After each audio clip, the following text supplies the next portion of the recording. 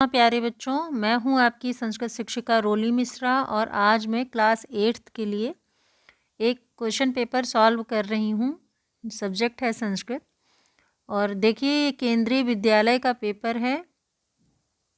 संक्रांत परीक्षा लिखा हुआ है, इसका मतलब ये फाइनल एग्ज़ाम का पेपर है आपका, टर्म 2 जिसे आप कहते हैं। तो कक्षा अष्टमी और विषय है संस्कृतम और 2:30 निमेषा लिखा हुआ है, अर्थात 2.5 घंटे का पेपर है ये। तो बाकी डिटेल आप जानते ही हैं, ज़्यादा समय ना लेते हुए आप पेपर अपना शुरू करते हैं। प्यारे बच्चों, ये थोड़ा सा इसके लेटर छोटे हैं क्योंकि मैंने क्वेश्चन पेपर से इसको फ़ोटो खींच के PDF बनाया हुआ है। तो उम्मीद करती हूँ कि थोड़ा आप इसको ध्यान से देख पाएंगे। अब इसमें लिखा हुआ है कि अस्मिन् प्रश्नपत्रे चत्वारः खंडाः सन्ति। इस प्रश्न पत्र में 4 खंड हैं।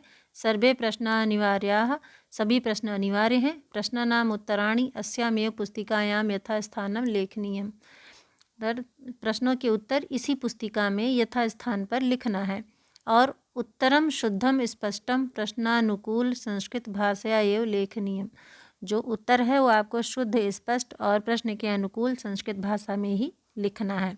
और 4 खंड हैं इसमें, क ख ग घ। तो आइए सबसे पहले खंड का हम शुरू करते हैं। अब इसमें देखना है, थोड़ा सा मैं इसको जूम करने की कोशिश कर रही हूँ कि आप इसको थोड़ा सा देख पाएँ अच्छे से। इसमें सबसे पहले है अपठित गद्यांश। तो इसमें देखिए प्रश्न 1 में अपठित अवबोधनम का अर्थ होता है, अपठित अवबोधनम लिखा है, इसका अर्थ है कि कोई एक अपठित गद्यांश है जिसको पढ़ करके आपको क्वेश्चन के आंसर देने हैं। तो देखिए लिखा हुआ है अधोलिखितम गद्यांशम पठित्वा प्रदत्त प्रश्नानाम उत्तराणि संस्कृतेन लिखत। नीचे लिखे हुए, अधोलिखितम का मतलब है नीचे लिखे हुए गद्यांश को पढ़ करके प्रदत्त प्रश्नों के उत्तर आपको संस्कृत में लिखना है। अब एक पैराग्राफ क्या लिखा हुआ है, अवगुणाः मनुष्यस्य शत्रवः सन्ति। जो अवगुण है वो मनुष्य का शत्रु होता है। तेषु क्रोधः नाम अवगुणः प्रधान शत्रु अस्ति। उनमें क्रोध नाम का जो अवगुण है वो प्रधान शत्रु है। क्रोधः मनुष्यस्य विवेकम नाशयति। क्रोध जो है वो मनुष्य का विवेक नाश करता है। अयम शत्रु दुर्जयः अस्ति। यह शत्रु जो है वह दुर्जय है, अर्थात इसको जीता नहीं जा सकता। विरला एवं मनुष्य, कोई बिरला मनुष्य ही, अर्थात कुछ एक जो मनुष्य हैं वही। यह क्रोधः न करोति, जो क्रोध न करता हो। क्रुद्धः जनः सदैव अन्यान् पीडयति। जो क्रोधी लोग होते हैं वह हमेशा दूसरों को पीड़ा देते हैं। स्वयं च कष्टम अनुभवति, और स्वयं भी कष्ट अनुभव करते हैं। क्रुद्धः जनः उचितस्य अनुचितस्य विचारणं समर्थः न भवति। जो क्रोधी जन होते हैं वो उचित और अनुचित विचार करने में समर्थ नहीं होते हैं। जनाः क्रोधम आश्रित्य अपराधम कुर्वन्ति। लोग क्रोध का आश्रय लेकर अपराध करते हैं। पश्चातापम च कुर्वन्ति, और पश्चाताप करते हैं। क्रोधः क्षणिकः भवति। क्रोध क्षणिक होता है। यह क्रोधः वशीकरोति। जो क्रोध को वश में करता है सह सर्वथा सुखी भवति। वह हमेशा सुखी होता है। समस्तानां पापानां कारणम अपि क्रोधः एव अस्ति। सभी पापों का कारण जो है वो क्रोध ही है। अतः अस्माभिः क्रोधः सर्वथा परित्यक्तव्यः। अतः अस्माभिः मतलब हमारे द्वारा, क्रोध को सर्वथा मतलब हमेशा, परित्यक्तव्यः परित्याग करना चाहिए, छोड़ देना चाहिए। अब इस पैराग्राफ से आपको एक पदेन उत्तरत, एक पद में जो है उत्तर देना है। तो पूछा जा रहा है कि प्रधान शत्रु कः अस्ति, तो आपको क्या लिख देना है, क्रोध। मैं यहाँ पर लिखूँगी नहीं, सिर्फ आपको सॉल्व करके बता दे रही हूँ क्योंकि लिखने में ये बहुत छोटा है, थोड़ा सा परेशानी होगी। तो इसको मिटा के एक बार फिर से देखते हैं हम। क्या कहा जा रहा है कि प्रधान शत्रु कः अस्ति। तो प्रधान शत्रु क्या है, यहाँ पे लिखा हुआ था कि प्रधान शत्रु कौन है, क्रोधः। क्रोधः नाम अवगुणः प्रधान शत्रु अस्ति। तो क्रोधः जो है वो प्रधान शत्रु है। अब यहाँ पे आपको क्रोधः लिख देना है। फिर लिखना है मनुष्यस्य शत्रवः के सन्ति, मनुष्य का शत्रु कौन है? तो इसमें सबसे पहले ही लिखा था कि अवगुणाः मनुष्यस्य शत्रवः सन्ति, तो यहाँ पे आपको यही अवगुणाः लिख देना है। ये अवगुणाः यहाँ पे आपका आंसर हो जाएगा। अवगुणाः, जो अवगुण है अर्थात जितनी भी बुराइयाँ होती हैं वो मनुष्य की शत्रु होती हैं, तो अवगुण जो है यहाँ पे आपको लिख देना। यहाँ पे क्रोधा, यहाँ पे अवगुणाः। अब अस्माभिः सर्वथा किम त्यक्तव्यम, हमारे द्वारा हमेशा क्या त्यागना चाहिए, क्या छोड़ देना चाहिए? तो यहाँ पे देखिए लिखा हुआ था अस्माभिः क्रोधः सर्वथा परित्यक्तव्यः, तो यहाँ पे भी आंसर आपका क्या हो जाएगा? क्रोधः। तो यहाँ पर आप क्रोधः लिख देंगे। अब चलते हैं थोड़ा सा आगे।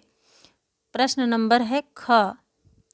तो खा में भी आपसे पूर्ण वाक्य में आंसर पूछ रहा है कि पूर्ण वाक्येन उत्तरत्। अभी आपने एक शब्द का, एक पद का आंसर दिया, अब आपको पूर्ण वाक्य का आंसर देना है। जनाः क्रोधम आश्रित्य किम कुर्वन्ति, लोग क्रोध का आश्रय लेकर क्या करते हैं? तो यहाँ पे था कि जनाः क्रोधम आश्रित्य, देखिए यहाँ पे है जनाः क्रोधम आश्रित्य अपराधम कुर्वन्ति, तो यहाँ पे आपको ये पूरा वाक्य यहाँ पर लिख देना है। यहाँ पे इसके नीचे पूरा वाक्य ये जो लिखा हुआ है ये आपको यहाँ पे लिख देना है, ये हो जाएगा आपका पूरा आंसर। अब पापानां कारणम किम अस्ति, पाप का कारण क्या है? तो यहाँ पे देखिए समस्तानां पापानां कारणम अपि क्रोधा एव अस्ति। आप चाहें तो ये पूरा वाक्य ऐसे लिख दें, और नहीं तो आप अपने मन से बनाना चाहते हैं तो आप लिखेंगे पापानां कारणम किम की जगह आप क्रोधा अस्ति लिख दीजिए, बस पूरा सेंटेंस आपका आंसर सही हो जाएगा। अब गा है यथा निर्देशम उत्तरत्, जैसा निर्देश दिया गया है वैसे आपको उत्तर देना है। क्रोधः विवेकम नाशयति, एक सेंटेंस है, क्रोधः विवेकम नाशयति। अब कहा जा रहा है कि इत्यस्मिन् वाक्ये, इस वाक्य में कर्तृपदम किम, कर्तृपद क्या है? अब प्यारे बच्चों, मैंने पहले भी आपको बताया है कि जो क्रिया को करने वाला होता है, क्रिया जिस पर आधारित होती है वही होता है आपका कर्तृपद। तो जो क्रोध है, जो नाशयति क्रिया है, नष्ट करने की क्रिया है, वो कौन कर रहा है? क्रोध। तो आपका आंसर क्या हो जाएगा? क्रोध। तो यहाँ पे आपको क्रोध लिख देना है नंबर डाल के। अब दूसरा देखिए, क्रुद्धः जनः अस्ति। अब एक सेंटेंस है, क्रुद्धः जनः अस्ति इत्यत्र विशेषण पदम किम, कहा जा रहा है कि जो ये क्रुद्धः जनः अस्ति एक सेंटेंस है, इसमें इत्यत्र मतलब इसमें विशेषण पदम किम, विशेषण पद क्या है? अब देखिए आपको एक सेंटेंस, विशेषण आप जानते ही हैं कि किसी व्यक्ति की विशेषता बताना। तो यहाँ पे जो जनः शब्द है, जनः, जनः मतलब कोई एक व्यक्ति, वो कैसा है? क्रुद्धः। व्यक्ति क्या है? क्रोधी है, क्रुद्ध है, उसको क्रोध उत्पन्न हुआ है, तो क्रुद्धः जनः अस्ति। तो आपका क्या हो जाएगा विशेषण यहाँ पर? क्रुद्धः। ये प्रश्न आपका आंसर ख नंबर सही हो जाएगा और क्रुद्धः ऑप्शन सही हो जाएगा। अब इस तरह से थर्ड नंबर वाला देखिए, सुखी इत्यस्य विलोम पदम लिखत। जो सुखी शब्द है, देखिए इसको कॉमा लगा के लिखा हुआ है, ये सुखी जो शब्द है इत्यस्य, इसका विलोम पदम लिखत, विलोम पद लिखिए। तो आप जानते ही हैं कि सुखी का विलोम पद क्या होता है? दुखी। तो आप ग नंबर यहाँ पर लिख दीजिए, दुखी। अब चलते हैं थोड़ा सा आगे।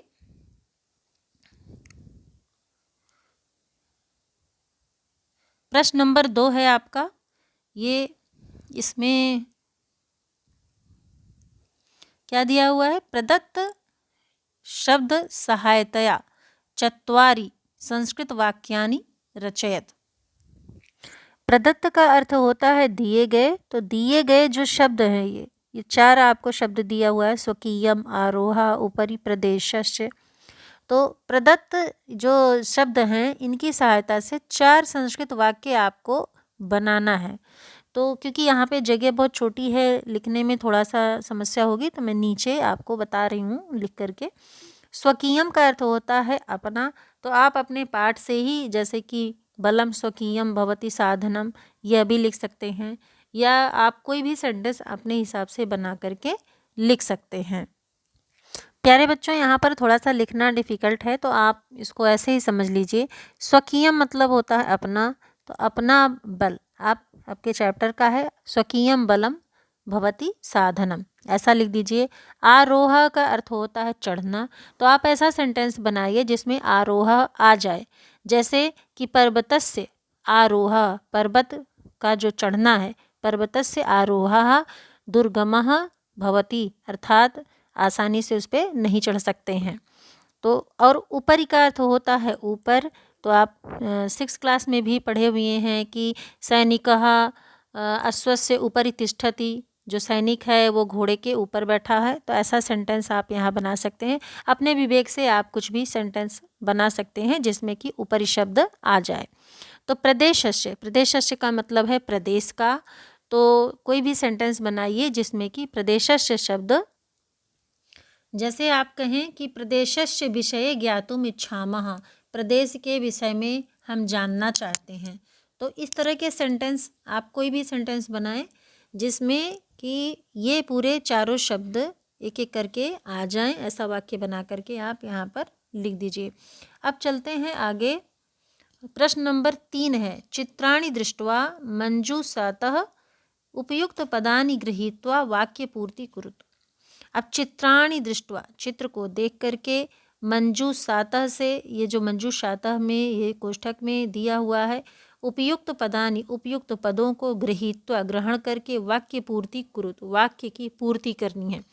तो यहाँ पे प्यारे बच्चों आप देख रहे हैं कि कुछ सेंटेंस, थोड़ा सा मैं इसको ऊपर कर देती हूँ, आपको अच्छे से दिख जाइए। देखिए यहाँ पर जो है कुछ दिए हुए हैं वाक्य, क ख ग घ अंग च तक है, और इसमें से रिक्त स्थान है, और इन शब्दों से लेकर के आपको यहाँ पर भरना है, और इस चित्र को भी आपको देखना है। तो चित्र बहुत क्लियर नहीं है, लेकिन थोड़ा थोड़ा आपके समझ में आ रहा होगा।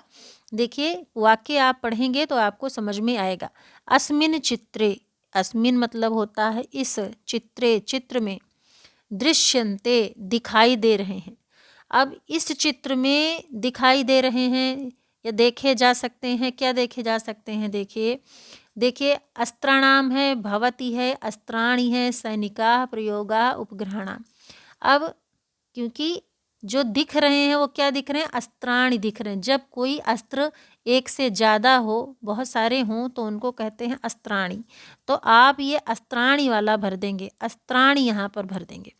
अस्मिन चित्रे अस्त्राणि दृश्यन्ते, अस्त्र दिख रहे हैं। अब दूसरा है, देखिए एतेषाम अस्त्राणाम, इन सभी अस्त्रों का, अस्त्रों का क्या होता है, युद्धे भवति, युद्ध में होता है। तो इन सभी अस्त्रों का युद्ध में होता है, क्या होता है, प्रयोगः।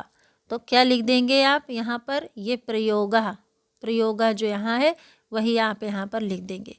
एतेषाम, इन सभी अस्त्रों का युद्ध में प्रयोग होता है, तो प्रयोगः यहाँ पर आप भर देंगे, आपका सेंटेंस कंप्लीट हो जाएगा।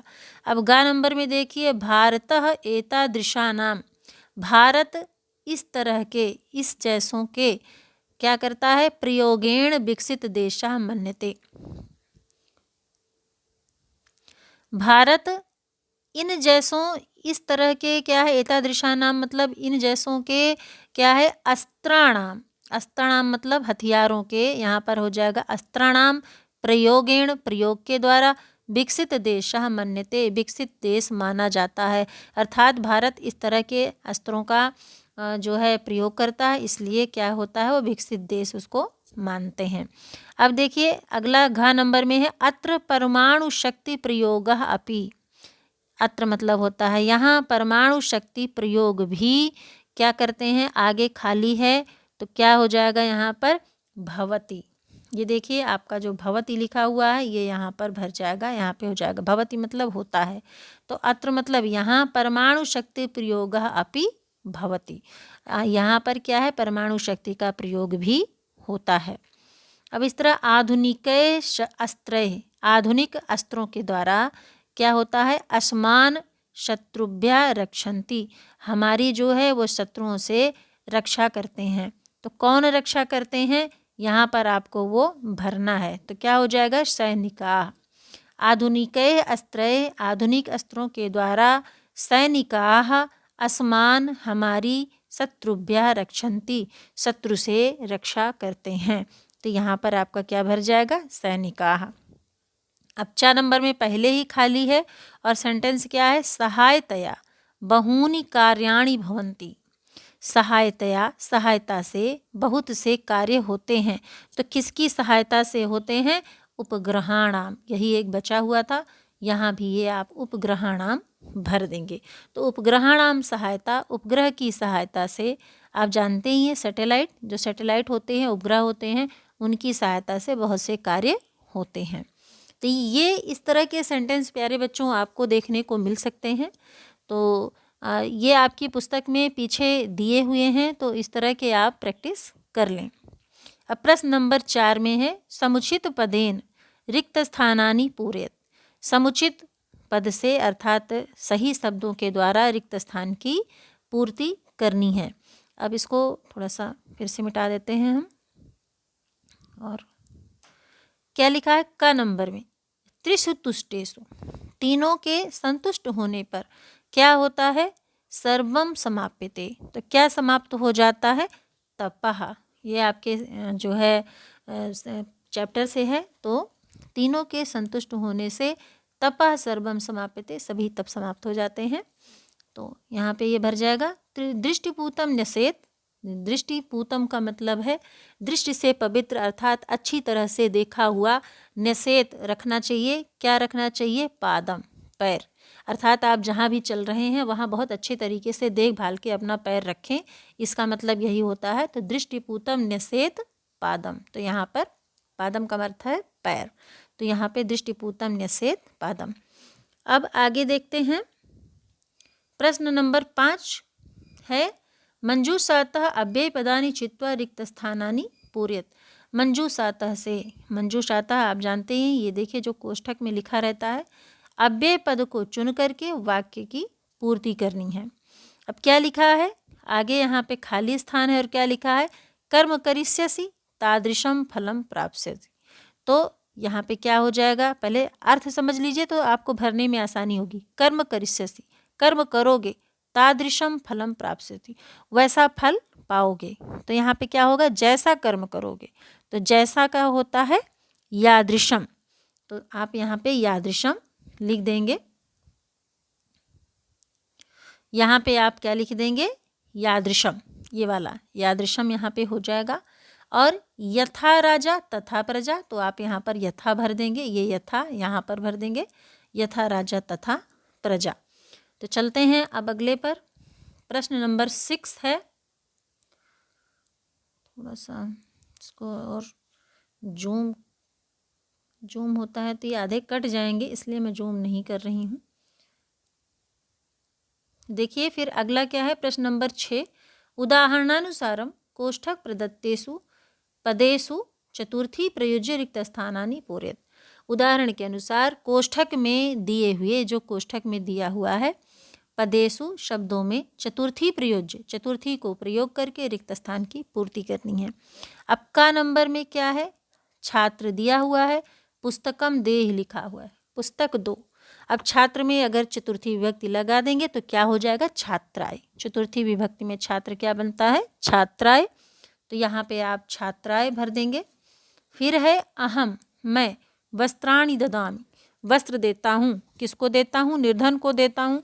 तो क्योंकि निर्धन में चतुर्थी विभक्ति लगाकर लिखनी है, तो निर्धन का क्या हो जाएगा, निर्धनाय, यहाँ पर आप निर्धनाय भर दीजिए। अब देखिए, पठनम रोचते, पढ़ना अच्छा लगता है, किसको, लता को। तो लता को चतुर्थी विभक्ति में लगाएंगे, तो क्योंकि ये स्त्रीलिंग है, स्त्रीलिंग का चतुर्थी विभक्ति अकारांत जो शब्द है वो बनेगा लतायै। तो यहाँ पर क्या हो जाएगा, लतायै। तो यहाँ पे आप क्या करेंगे, लता को चतुर्थी विभक्ति में लगा के लतायै भर देंगे। अब आता है रमेशः, रमेशः अलम, रमेशः किससे, अलम, अलम मतलब पर्याप्त होना है। तो रमेश जो है वो पर्याप्त है किससे, सुरेश से। तो सुरेश में क्या लग जाएगा, चतुर्थी विभक्ति, और यहाँ पे आप क्या लिख देंगे, सुरेशाय, क्योंकि पुल्लिंग है सुरेश, तो उसमें चतुर्थी विभक्ति लगेगा तो सुरेशाय बनेगा। अब इसी तरह अध्यापक, अध्यापक भी चतुर्थी विभक्ति में बन करके अध्यापकाय बनेगा, और आप लिख देंगे अध्यापकाय नमः। इसी तरह आप देखो, धनम ददातु, धन धन दो, ददातु मतलब दो, धन दो, किसको दो? भिक्षुक को। और भिक्षुक में फिर क्या लगेगा? चतुर्थी विभक्ति। तो भिक्षुकाय धनम ददाति, भिक्षुक को धन दो मतलब भिक्षुकाय धनम ददाति। तो यहाँ पर आप भिक्षुकाय लिख देंगे। इस तरह से प्रश्न नंबर 7 है, समानार्थकानि पदानि मेलयेत्, समानार्थक पद मिलाओ।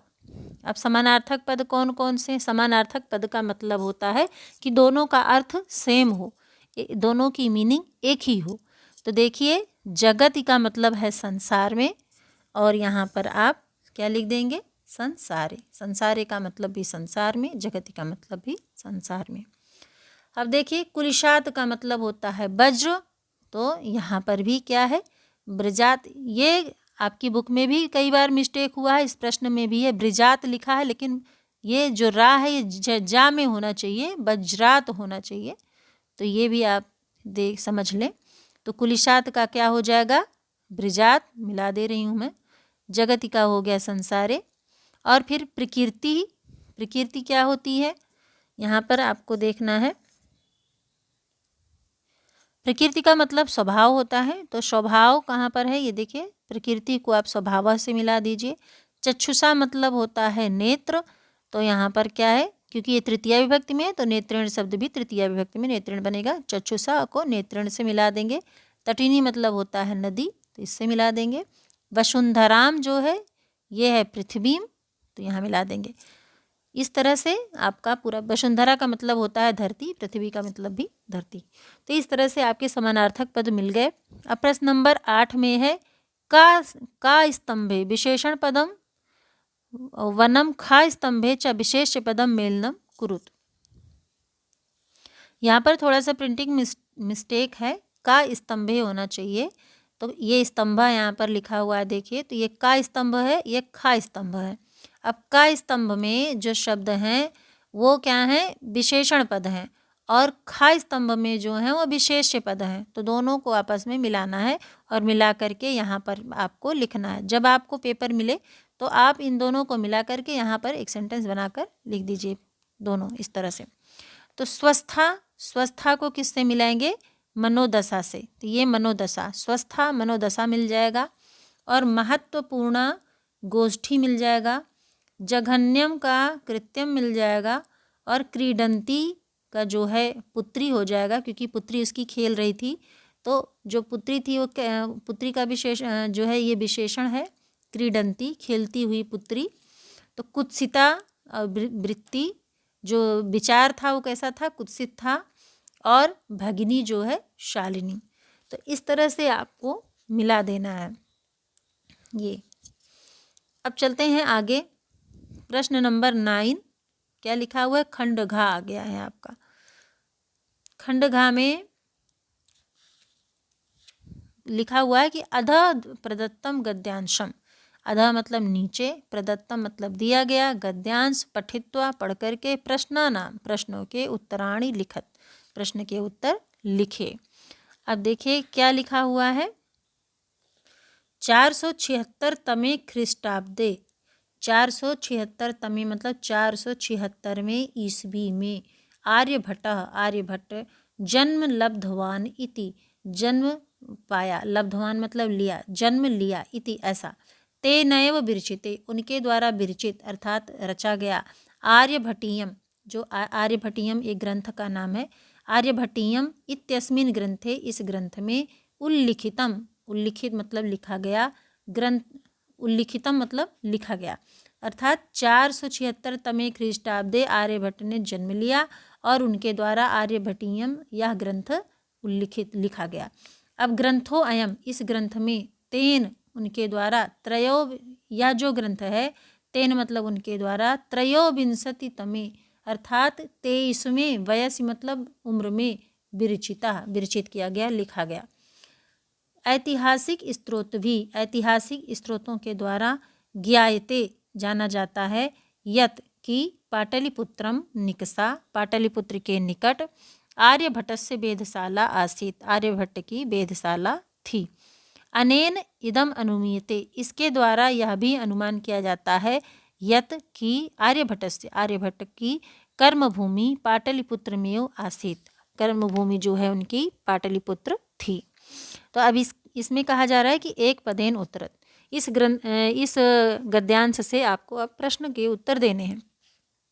कहा जा रहा है कि आर्यभट्टेन कस्मिन् वयसि ग्रंथा लिखितः, आर्यभट्ट ने किस उम्र में ग्रंथ लिखा। तो देखिए आप में सबसे पहले लिखा गया था कि त्रयोविंशति तमे वयसि विरचितः। तो आपको क्योंकि एक पद में उत्तर देना है तो आप यहाँ क्या लिख देंगे, यही त्रयोविंशति तमे वयसि भी आप लिख दीजिए।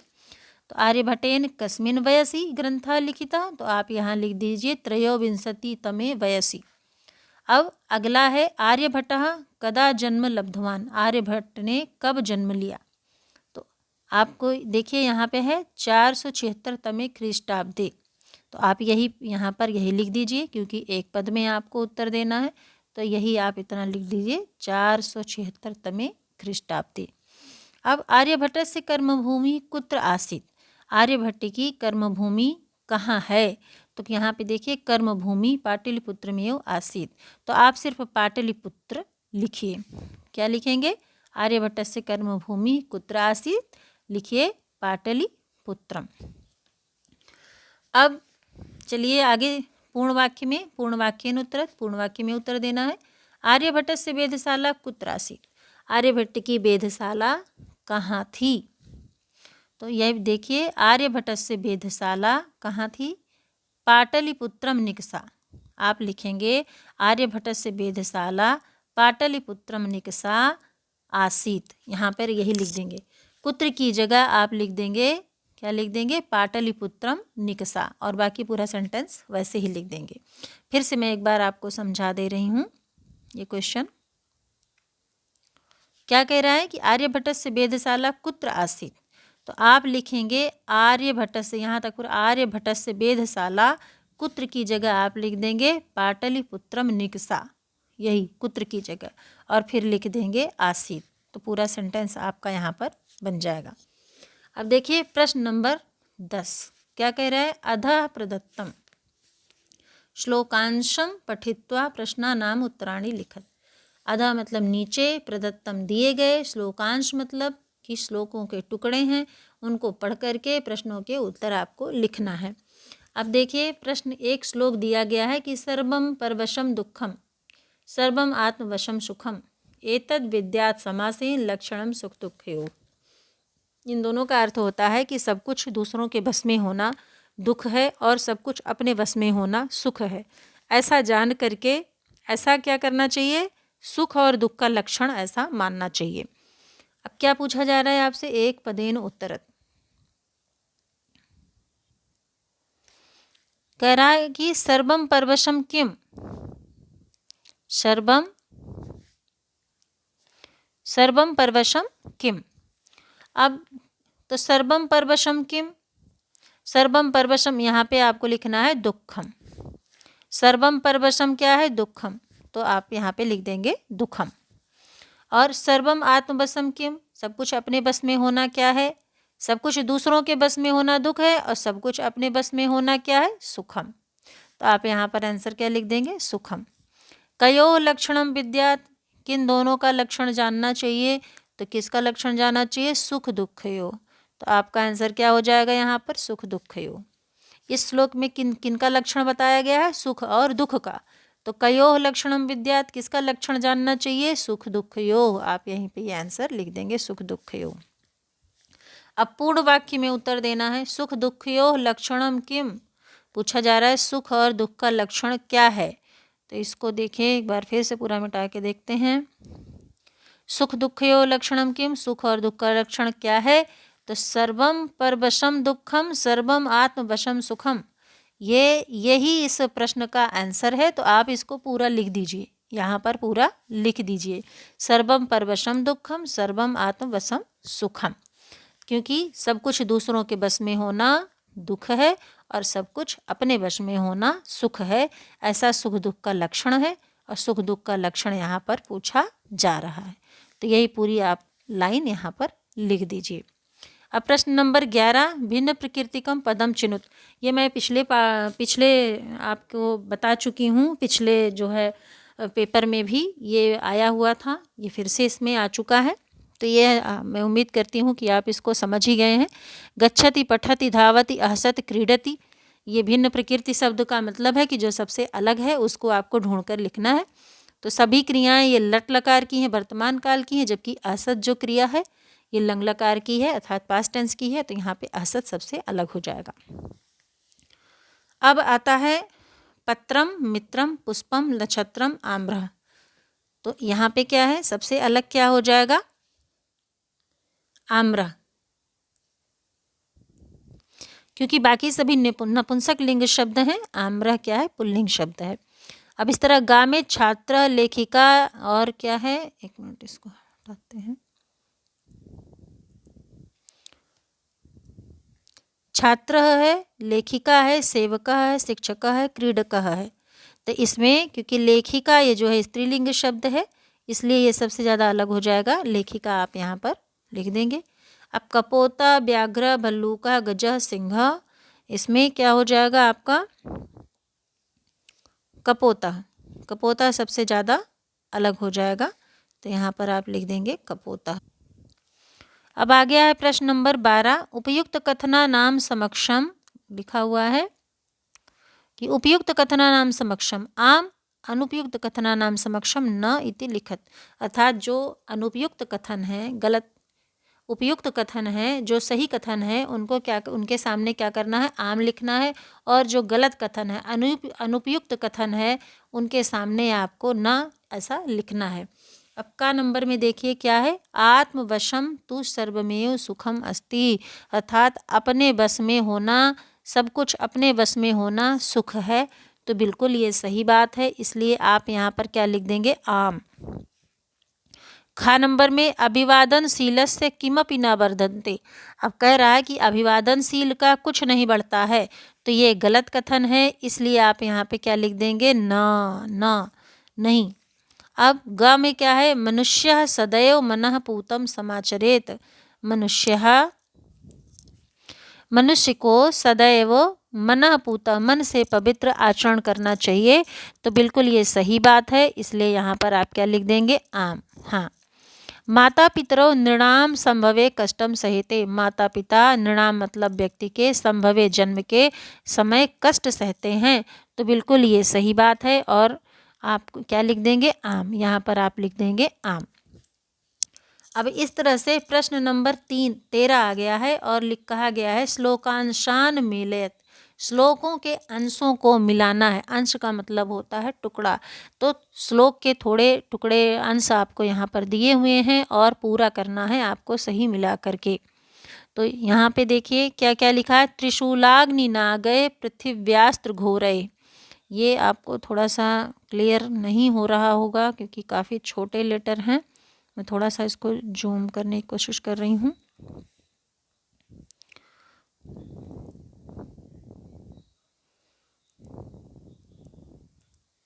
अब देखिए यहाँ पर क्या लिखा हुआ है, श्लोकांशान मिलेत, ये तो हो ही गया। त्रिशूलाग्नि नागय पृथिव्यास्त्र घोरय, तो ये क्या मिलाना था इसमें, अणु नाम महाशक्ति भी पूरी तेयम, इससे इसको मिला देना था। सुपूर्णम सदैवास्ति खाद्यान्न भांडम, और फिर क्या था, नदी नाम जलम यत्र पीयूष तुल्यम, तो ये पूरा जो है ये पूरा ये श्लोक मिल गया।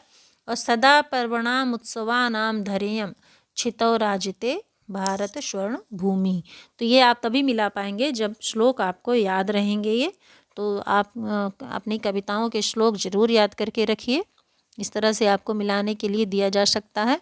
अब प्रश्न नंबर 14, रेखांकित पदम आधृत्य, रेखांकित पद को आधार मानकर प्रश्न निर्माणम कुरुत, प्रश्न का निर्माण करिए। अब का नंबर में देखिए, वयम स्वदेशस्य राज्यानाम विषये ज्ञातुम इच्छामः, यहाँ पे ज्ञातुम होना चाहिए। तो हम अपने देश के राज्यों के विषय में जानने की इच्छा करते हैं, जानना चाहते हैं। तो इसमें किसको, प्रदेशस्य को अंडरलाइन किया हुआ है। तो अगर ये वाक्य है कि हम अपने देश के राज्यों के विषय में जानना चाहते हैं, अगर आप प्रश्न बनाएंगे तो हम अपने किसके राज्यों के विषय में जानना चाहते हैं, तो स्वदेशस्य की जगह पर क्या हो जाएगा, कस्य, यहाँ पर कस्य राज्यानां विषये ज्ञातुम इच्छामः। स्वदेशस्य की जगह आप क्या लिखेंगे, कस्य, ऐसे, और पूरा सेंटेंस वहाँ पर लिख देंगे। अब खा नंबर में देखिए, एतानि राज्यानि भ्रमणार्थम स्वर्ग सदृशानि, ये सभी राज्य भ्रमणार्थम अर्थात घूमने के लिए स्वर्ग सदृश हैं, स्वर्ग जैसे हैं। कौन से, जो सप्तभगिन्या चैप्टर है आपका वही है, 7 राज्यों की बात हो रही है यहाँ पे। तो इस यहाँ पे किसको अंडरलाइन किया हुआ है, यहाँ पे अंडरलाइन किया हुआ है स्वर्ग सदृशानि। तो यहाँ पे क्वेश्चन क्या बनेगा कि एतानि राज्यानि भ्रमणार्थम कीदृशानि, स्वर्ग सदृशानि की जगह, क्योंकि यहाँ पर विशेषण है तो विशेषण की जगह पर अगर कहा जा रहा है स्वर्ग सदृश है तो आप क्वेश्चन क्या बनेगा कि कैसा है। तो यहाँ पे जो है एतानि राज्यानि भ्रमणार्थम कीदृशानि, ऐसा आप क्वेश्चन बनाएंगे। अब साहित्य रचनया अपि सावित्री मह्यते, साहित्य रचना की दृष्टि से भी सावित्री का महत्व है। तो सावित्री को अंडरलाइन किया हुआ है। तो साहित्य रचनया अपि, क्योंकि सावित्री क्या है, स्त्रीलिंग शब्द है, तो स्त्रीलिंग में किसी का नाम हो उसकी जगह पर अगर कौन कहना है तो का लगाते हैं, का। अगर कोई पुल्लिंग हो तो क्या करते हैं, कोई पुल्लिंग होता है तो कह लिखते हैं। किसी अगर पुल्लिंग कोई नाम हो, क्वेश्चन बनाना हो तो हम लिखते हैं कह, क्वेश्चन बनाते हैं। और अगर कोई महिला हो तो हम लिखते हैं का। तो यहाँ पर क्या हो जाएगा, सावित्री की जगह पर हो जाएगा का, मतलब कौन। साहित्य रचना की भी दृष्टि से कौन महत्वपूर्ण है, तो सावित्री महत्वपूर्ण है, और क्वेश्चन क्या बन जाएगा, का।